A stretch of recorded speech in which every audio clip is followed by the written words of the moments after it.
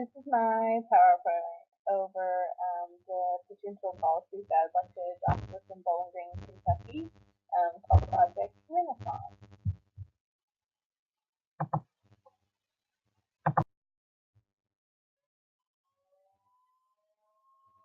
Project Renaissance is a proposal to implement integration into the Warren County public school system.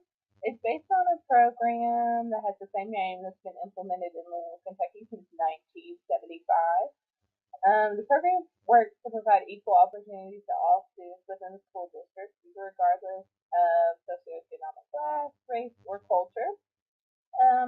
Right now, the school system zoning often contributes to segregation between the lower economic groups and the higher economic groups, and also often in those lower socioeconomic schools, they're often minorities. So right now in the Warren County school system, not all schools are the same. They don't have the same opportunities in all of them. Often the ones that are looked upon as having more minorities or just being of lower socioeconomic class, they don't have as much funding.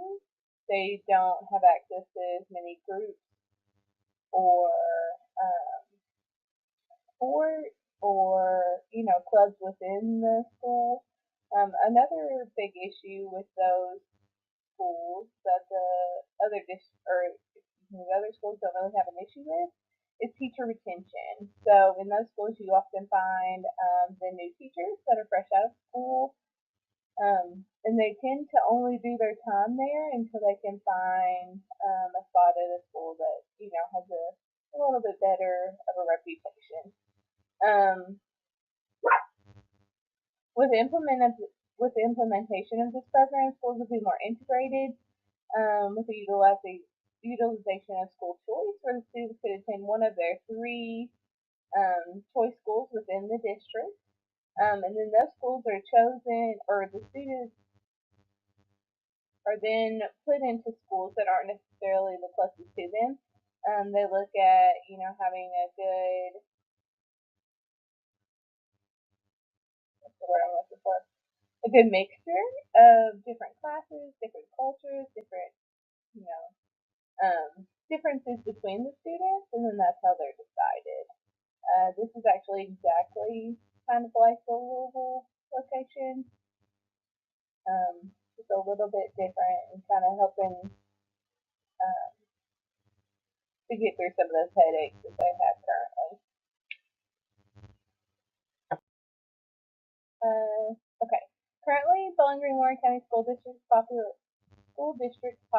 are heavily segregated, which we kind of just talked about, by their locality address. Due to discrepancies between schools, those students from the lower socioeconomic schools are often looked down upon and more difficult to remain fully staffed, and often receive the same funding as those that have less students with need.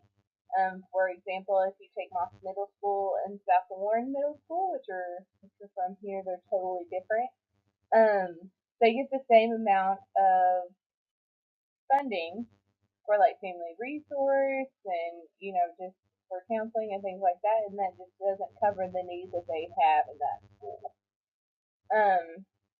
One of the main struggles that kind of led me to this policy was that the lower socioeconomic schools have less access to college and career readiness training, and then are less often to partner with businesses and CDs. This is more so for the high schools. Like they don't have as many co-ops as a school that has a better reputation, which might have been for a number of reasons. Those are important. I know that sometimes the kids that kind of go to these schools are not going to be the ones that we think of that are going to go straight into college. So I think college and career readiness training is especially important for them, so they can get the career training that they need to go out and do something once they graduate. Historical analysis. The policy originally came as a way for Louisville to fulfill the requirements that came from Brown versus Board of Education. With the Brown versus Board of Education being a key piece in the desegregation of schools. They felt that 2 years after it was awarded that Louisville was not fulfilling their requirements. In an effort to not get in trouble for not following court orders, Jefferson County Public School System created Project Renaissance, in which in the early stages required a certain percentage of each school to be African American or other minorities to increase diversity in all school systems in the district. Throughout the years after losing the case to the U.S. Supreme Court, that the U.S. Supreme Court thought that they weren't being fair because they were using the percentages of African American students to, qualify for that. They now they just use census demographics to ensure the diversity. So they can't say that they're using cultures or races to decide who goes to which school. They just use the census demographics, which kind of comes to the same conclusion. Social analysis. With schools the way they are currently in Warren County, it's often that the schools highly filled with poor minority students that suffer. There's many studies that have been done on the program in Louisville, Kentucky. A lot of other states have used what they've done kind of as a pilot program, and then they have implemented it in their state. Lots of positive feedback on the program in general, and a good way to kind of get some schools that tend to be struggling, it's a good way to kind of get them where they need to be. Okay. One of the big things that it talks about is the Project Renaissance has been successful in creating opportunities for all children, not those fortunate enough to live in higher income neighborhoods. And it also uses some aspects of the systems and conflict perspective. I thought was interesting. Economic analysis. This program affects the economy as a whole by unequal opportunities in education for students. So it's not really fair that the students that go to a higher income school are getting a better education overall. So it kind of leaves the ones that don't get as great of an education, it kind of sets them up for failure. By giving all the children in our district the opportunity for equal education, we're helping with the economy in the long run. We're seeing economic costs will be increased costs of busing students to the school they're chosen to go to. Thankfully, Warren County is not as spread out as Jefferson County public schools are, but there is a possibility that you're going to, instead of taking the kids to a school that's 10 minutes down the road, it might be a 20-minute bus ride. So that would be an increased cost that's associated with that. The schools will be evenly employed as they are now with no additional teachers or personnel needed because it's going to be the same amount of children going to each school. It's just maybe not the same kids. Political analysis. Currently, this policy does not have any stakeholders. It is not currently being offered. The citizens of Bowling Green have not been educated on the idea as far as I know. However, based on the studies, they have found that both teachers and parents approve of the change, as they have seen the positive effects that the policy specifically has on the lower income schools that flourished since the change. This mostly happens in the schools that the teachers already worked at that were,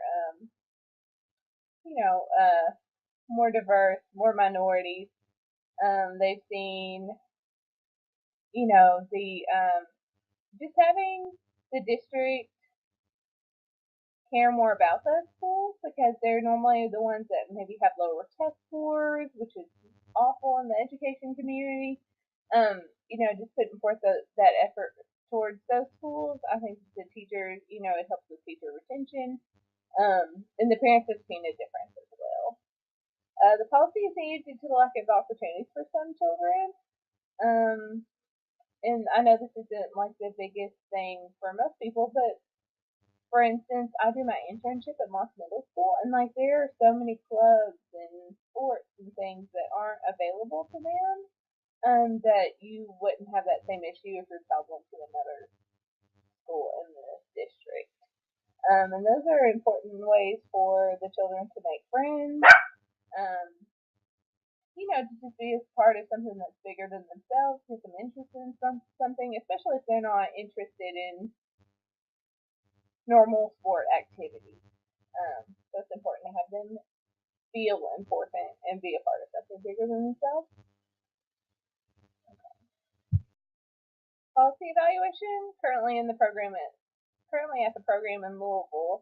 They found this program has allowed former lower income schools to flourish with higher test scores, more programs coming to the school, funding for school renovations, as well as many others. When you have students going to a school that might be a little bit more rundown than others, the more active the parents are, the more they're going to make sure that that school is up to standards for those children. If the parents aren't really involved, which kind of I've seen happen with the lower socioeconomic classes, they're like, oh, well, they're not going to pay attention, so we're not going to do this stuff that we really need to do. A common instance I found during my research is that overall people believe that it has expanded the children's and adult science in the community as they're not able to interact with students that are like them as well as those from different cultures. This cohesion allows the students to learn more than simply book knowledge in a classroom setting and has allowed them to be more accepting of others. We kind of learn in social work that, you know, we learn about cultural awareness, and, the best way to learn about accepting others is being around them. So if you're never around people that aren't like you, then it's hard to understand and kind of develop friendships, and, it also enhances, school, because those of different cultures can talk about their cultures. They can, you just learn more than you would if you're around people that were just like you. Current proposals. There are currently no proposals to move this policy into action in Bowling Green or other counties in Kentucky. There are currently no reforms for this program in Louisville, Kentucky. My proposal offers a solution to the inequality in schools by allowing children to be placed in schools of their choosing, where there are equal rates of diversity, socioeconomic class, and opportunities. The increased opportunities for students will be higher for the schools that were located in low-income neighborhoods. They will gain activities first and sports that are primarily for higher income level schools. For the children attending schools in those higher income neighborhoods, they'll gain perspective on different cultures and increase their cultural awareness due to education exposure to people and cultures different than their own. We are so fortunate in Bowling Green to be exposed to others. It's so important for us to raise our awareness, because even though they may graduate and get out of school, they're still gonna need to have that culture. Goal, short-term goal, find prominent people in the community that are open to hearing the idea of integrated schools and create a coalition that attends meetings on a bi-weekly or monthly basis to brainstorm ideas about implementing Project Renaissance. The group will be formed by 12/1/2018, hypothetically. Intermediate goal, Project Renaissance will be implemented in the Warren County schools by August 2021. The long-term goal is that Project Renaissance will be implemented in all of Kentucky by 2020.